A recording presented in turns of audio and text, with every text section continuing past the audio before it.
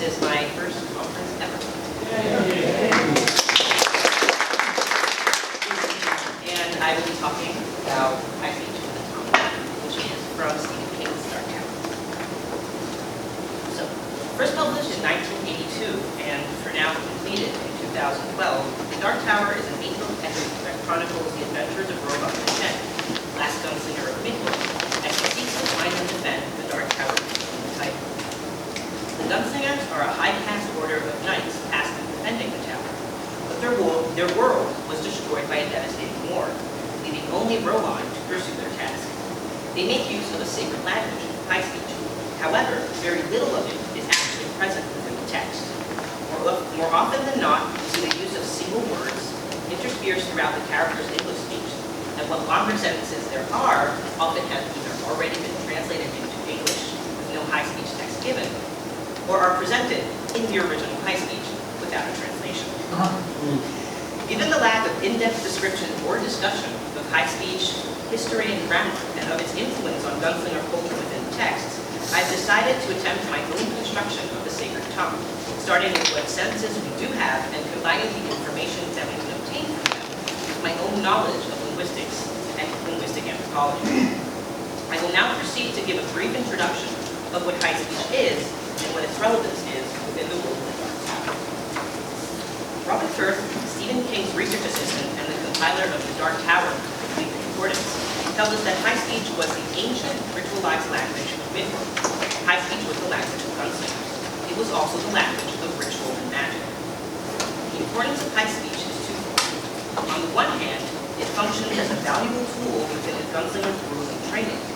On the other, through its implementation as a rank marker amongst gunslingers, given the fact that apprentices who had not yet earned their guns were not allowed to speak it, it becomes vital to the maintaining of tradition and the so-called old world order of the gunslingers and their culture are emblematic. So, high speech was initially the language spoken by King Arthur L. and his knights, and has trickled down into more recent gunslinger society, mostly in the form of idiomatic expressions, such as ka, try to trade, and countless others, present in the Midworld vernacular known as common, and as a part of the aforementioned gunslinger training, also known, not so frequently, as the wave element. However, where it was once spoken as a common language, it has now become the language of ritual. Therefore, still being a natural language, it has undergone fewer changes compared to other languages which are spoken on a day-to-day basis, given the fact that we can assume there is a conscious effort to keep it virtually unchanged from its ancient form. Another important feature of high speech is the fact that it is a language that is heavily polysemantic. Firth tells us that, in quote, each word in the tongue had multiple meanings. These meanings were so varied that they were and are difficult to explain to those born outside of language. As far as phonetics are concerned, given the fact that high speech is canonically the language of King Arthur L., I have decided to base it roughly on what little we know of common Brittonic phonetics, since Arthur L is, after all, the Midworld equivalent of our very own King Arthur. Like Arthur, King of the Britons, Arthur L has a white horse named Clamine and a sword named Excalibur. The consonants and vowels I've chosen to use are both based on the way high speech words are written down in the canon. And these are vowels, and these are consonants. And in yellow, you have the sounds that I have added based on what Stephen King tells us. Everything else is first common Brittonic and corresponds roughly to what we get in words interspersed in the canon. The consonants and vowels I've chosen to use are both based on the way high speech words are written down in the canon and what of common Brittonic phonology has been reconstructed over the years. As far as phonotactics are concerned, most of the rules I've developed are based on the data we are given in the canon and on what we can observe from individual words. These are all entirely canon words. I base my phonotactics on, as I said, what we get from the books. None of this is made up, or at least none of this is based on my own assumptions and our phonotactics. While the lack of many translated sentences is somewhat cumbersome, there is one sentence that is given both in high speech and in English. Kama kamad riatoi gangila. Two translations are given. One in Midworld common, or low speech, white over red, just God rules ever.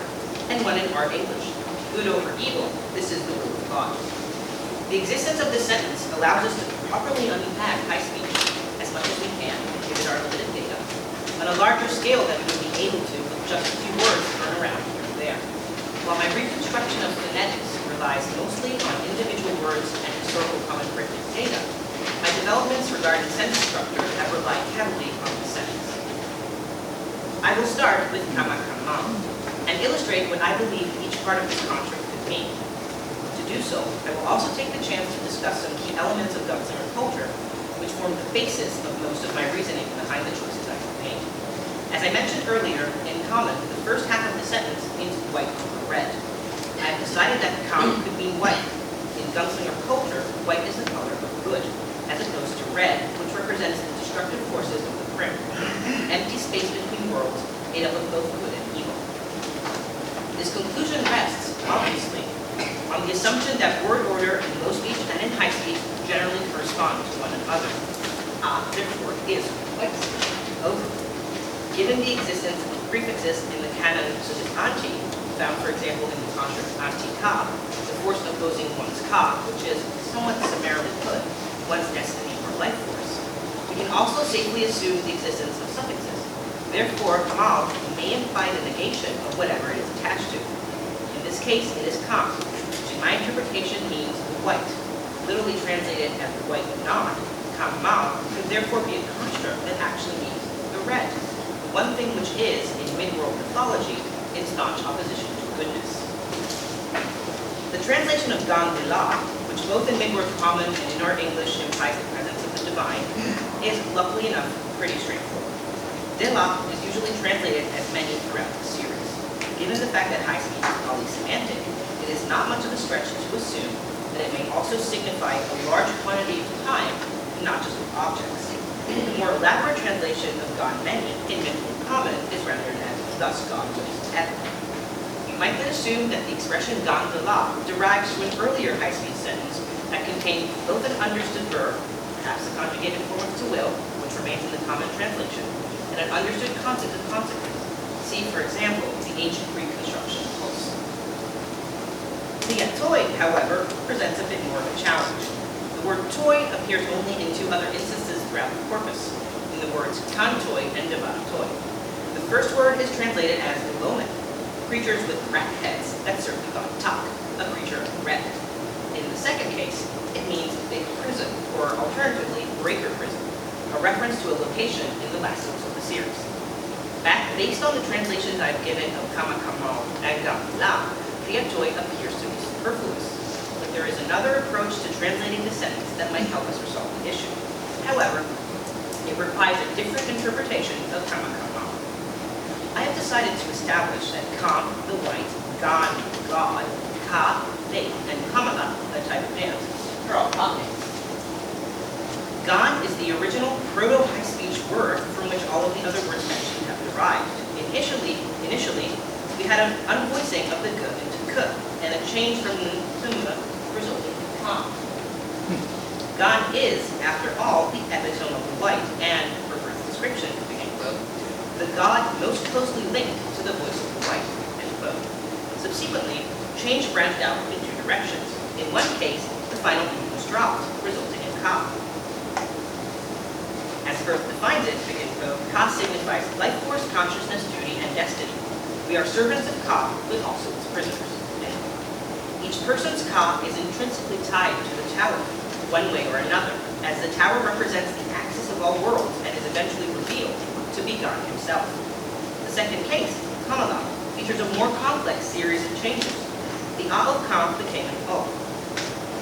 The addition of a suffix A, which I have decided indicates the infinitive form of a verb, and the subsequent reduplication of the E resulted in Kama, a verb created by me, which has a multitude of meanings, ranging from to make love, to dance, to reap the harvest, and to come, both in the biblical sense and the spatial dislocation sense.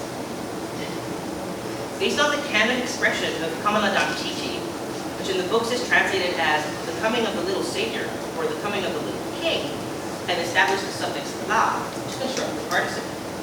In the world of the Dark Tower, the Kamala, which carries a vast number of meanings, is also a sacred dance closely connected with rituals of prosperity and fertility, known as the rice dance. In a world that has moved on and that risks being overcome by the forces of the red, the prosperity dance would be a useful tool in establishing and maintaining the influence of the white and of the tower in keeping the balance between looks and power. But how does this help us in finding an alternate solution to the translation of Priatoy? The full name of the rice dance is Kama Kamal. Kama Kamal appears to be phonetically very close to it. Therefore, we could assume that Kama Kamal could be an archaic form of Kama Kamala.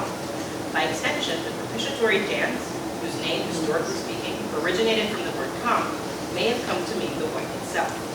As I stated earlier, toy appears only in two other expressions, kan toy and debat toy. While debat toy was probably not known to speakers of high speech, kan toy might have been, since the reader encounters the expression early on in the revised edition of the Gunslinger, and in later books, the translated high-speech sentence says, God denies the kam toy. Therefore, toy in and on itself may have had a malevolent, if not downright evil connotation in high speech. As such, Kama Kamal may mean in its entirety the white, with priya meaning over and toy meaning red. However, I find this explanation lacks elegance and risks contradicting Robin Kurt's definition of high speech as, quote, a sacred relic that washed up on the shores of Roland's world, end quote, which implies that high speech is a language that has seen very little change over the centuries. While word derivation and evolution is plausible, and I do hypothesize that the complex derivations described earlier occurred before high speech was ritualized, and therefore linguistic change was vastly reduced, hence my use of the term high speech, I personally feel that due to its highly conservative nature, an extension of meaning as complex as Kama Kamal, shifting from meaning just a kind of dance to meaning the white in general may be a bit of a stretch. Unfortunately, lacking a literal translation of Kama Kamal Priatoy Gala, we're left with no clear answers and only our suppositions. However, despite the lack of clarity regarding Priatoy, we can still draw a few conclusions about high speech. Firstly, alongside of being polysemantic, we can assume and see that high speech could very well be a language that relies heavily on compounding. Without such an assumption, a single word like Kama Kamal, translated as white over red, would not be possible. Secondly, high speech can feature understood parts of the sentence, as Gang de la translated as God will never shows us. While it doesn't tell us much about syntactical structure, this can easily be supplied by integrating what little we know of Common Britannic syntax. Koch identifies Common Britannic as a primarily verb-second language. I have used the conclusions I have described above to attempt to create new words and to translate sentences from the books that aren't English, but we, as readers, know are actually in high speech. The sentence I have decided to showcase today comes from the Gunslinger's Creed, a prayer that constitutes the bones upon which the way of the L is built. In English, it is, I do not aim with my hand, he who aims with his hand has forgotten the faith of his father.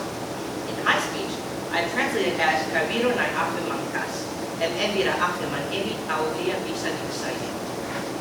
For first definition earlier, we have seen that Ka means fate or destiny, and is intrinsically tied to Midworld's conception both of individuality and collectivity, as people can share Ka, but each person's Ka, no matter how much it has in common with others, is their own. As such, I've decided to use Ka to also mean I.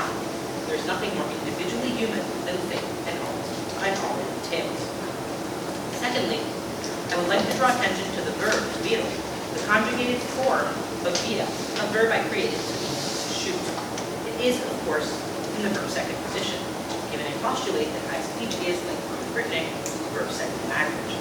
Lastly, the construct in the sentence that follows, Visa Saihemi, face of his father, not only shows us the wonders of compounding in high speech, but also gives us a few more examples of polysemantic, as the word din is usually understood as meaning leader or king. However, a major plot point within later books tells us that din may also mean, by extension, father. I have decided to add the honorific side to the end of din in order to better put across the sacredness of the Gunslinger litany, and the importance that the legacy of the father in particular has within Gunslinger culture. These honored Gunslingers have, after all, forgotten the face of their father. In conclusion, by showcasing the way I have begun constructing high speech and developing it as a fully fledged language with rules, history, and social influence and impact, I hope that I was able to demonstrate how it is possible to make linguistics theory successfully interact with a partially constructed language. In the future, I hope to further expand on high speech's lexicon and further hone its grammar rules, while still working on developing the connections that exist between the complex, rich society of Midwest and its mysterious